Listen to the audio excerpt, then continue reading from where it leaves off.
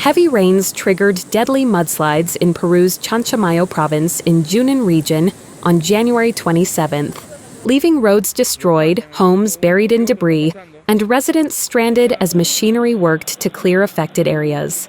The disaster damaged various homes, cut off water and electricity services, and left victims like Esther pleading for blankets and food after losing all their possessions. Me apoyo, pues joven, con una frazada, con algo, ¿no? Con víveres. Mira, todo lo he perdido, totalmente todo lo he perdido. No tengo, como ves, mi ropa puesta.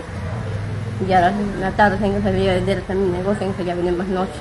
According to Peru's National Civil Defense Institute, between December 2025 and January 2026, the country has declared 519 districts in emergency due to intense rainfall, with 167 roads affected, 20 kilometers of highways completely destroyed, and 22 deaths recorded this year from lightning strikes and landslides. The Chanchamayo emergency forced mototaxi drivers and bus passengers to navigate flooded roads while mudslides continued falling.